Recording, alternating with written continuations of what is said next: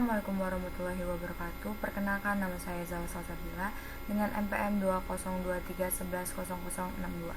Pada video kali ini saya akan menjelaskan hasil pemrograman saya yang menggunakan Visual Basic di Visual Studio. Langsung saja, di sini saya akan membuat pemrograman nomor 2.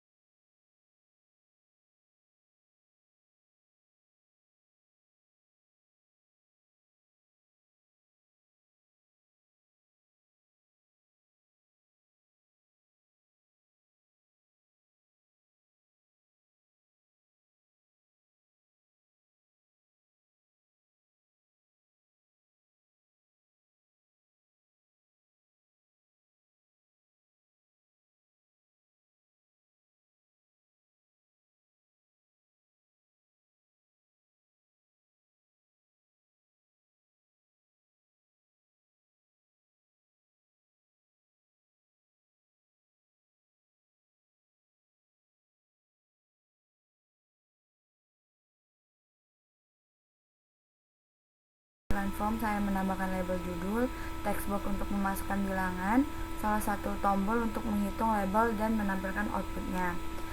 Nah, di sini kita akan mencoba untuk memasukkan nilai minus 12. Jika saya memasukkan minus 12, kemudian menekan tombol hitung absolut, pemrograman akan mencetak bilangan itu kurang dari 0. Jika iya, nilainya dikalikan negatif 1 agar menjadi positif, sehingga hasilnya plus 12. Pemrograman ini sederhana tetapi sangat berguna untuk memahami pengguna logika if-else dalam Visual Basic. Nah, di sini saya akan menjelaskan soal nomor 5. Soal nomor 5 meminta kita membuat pemrograman menentukan nilai huruf berdasarkan nilai ujian yang dimasukkan oleh pengguna. Pada form ini saya membuat satu langkah textbook untuk memasukkan nilai angka, salah satu proses, dan salah satu label untuk menampilkan hasilnya. Pemrograman ini menggunakan struktur select case di mana setiap rentan nilai akan menghasilkan huruf yang berbeda. Misalnya di antara 90 sampai 100 itu menghasilkan huruf A, 80 sampai 89 itu huruf B, 70 sampai 79 itu huruf C, 60 sampai 69 huruf D, dan di bawah 60 akan mendapatkan huruf E. Contohnya, jika saya memasukkan nilai 85, kita proses dan mendapatkan hasil huruf B. Jadi, pemrograman ini mempermudahkan penentukan nilai huruf berdasarkan skor yang dimasukkan pengguna.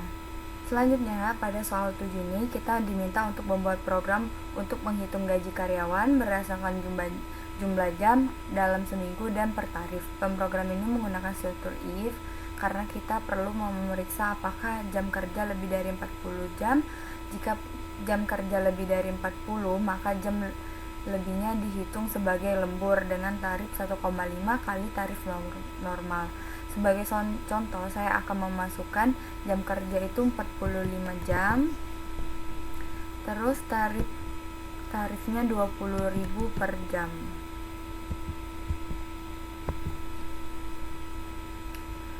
Kita hitung gaji.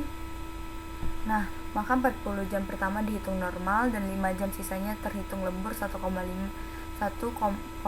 kali lipat.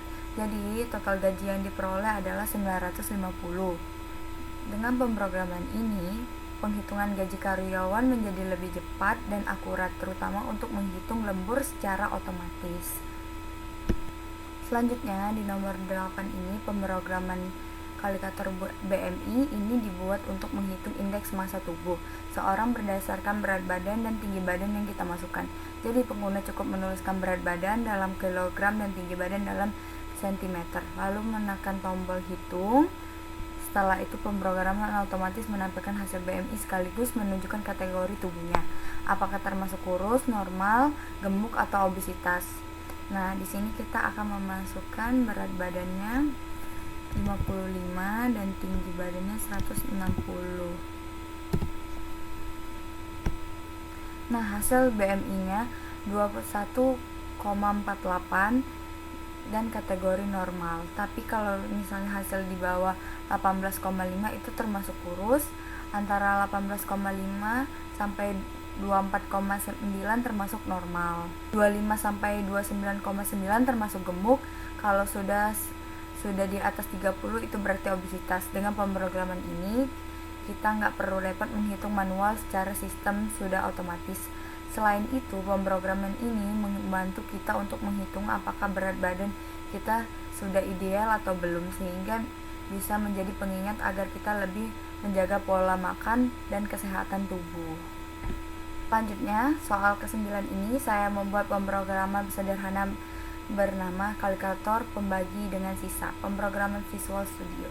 Pemrograman ini berfungsi untuk menghitung hasil bagi dan hasil sisa dari dua bilangan bulat yang dimasukkan oleh saya.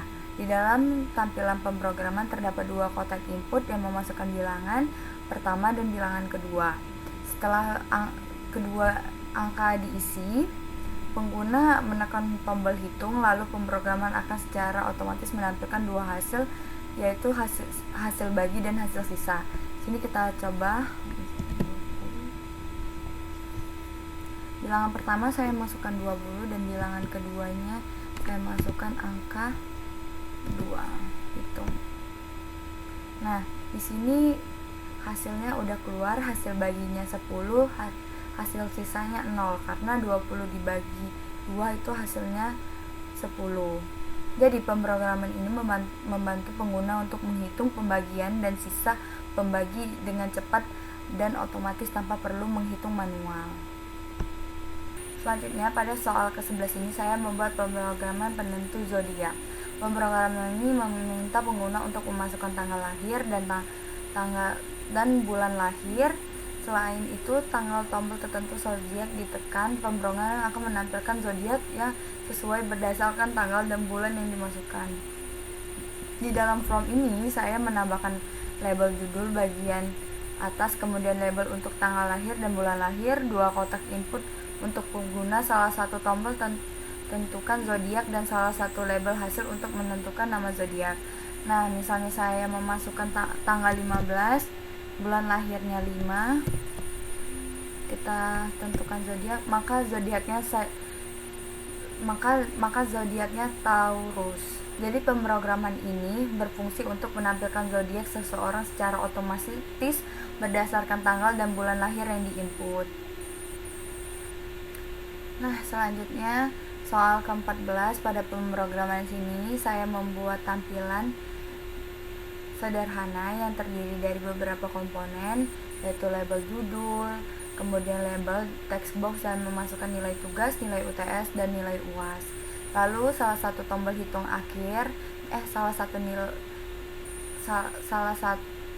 lalu ada salah satu tombol hitung nilai akhir dan dua label hasil untuk menampilkan nilai akhir dengan grade mahasiswa. Cara kerjanya yaitu kita mengisi nilai tugas, misalnya nilai tugasnya 100, nilai UTS-nya 89, nilai UAS-nya 90, kita hitung nilai akhirnya. Nah, maka nilai akhir di sini 92,7 dan grade-nya A. Nah, saya akan menjelaskan untuk kategori grade-nya. A itu untuk nilai 85 ke atas, B itu untuk 70 sampai 84, C itu 55 sampai 69, D itu 40 sampai 54, dan nilai E itu untuk di bawah 40. Nah, di sini saya sudah menjalankan pemrogramannya. Hasilnya langsung muncul. Pemrograman ini memudahkan kita untuk mengetahui nilai akhir mahasiswa secara otomatis dan cepat tanpa harus menghitung manual.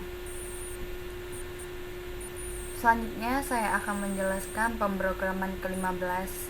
Saya membuat sistem pengelompokan mahasiswa berdasarkan IPK. Pemrograman ini menerima input berupa nama mahasiswa dan nilai IPK yang dimasukkan melalui text box. Sini langsung saja kita tambahkan nama mahasiswa, itu IPK-nya 4.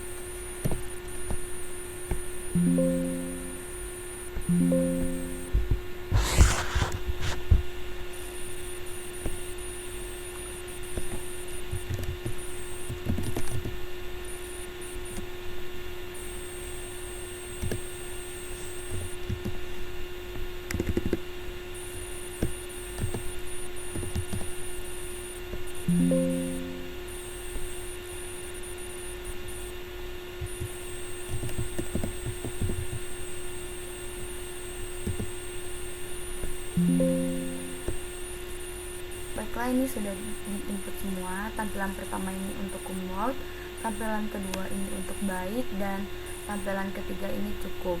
Jadi ketika pemrograman ini dijalankan, pengguna bisa menambahkan beberapa data mahasiswa dan hasilnya akan langsung terlihat di masing-masing kategori.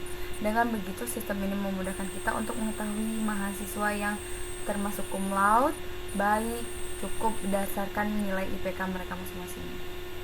Sekian presentasi dari saya. Wassalamualaikum warahmatullahi wabarakatuh.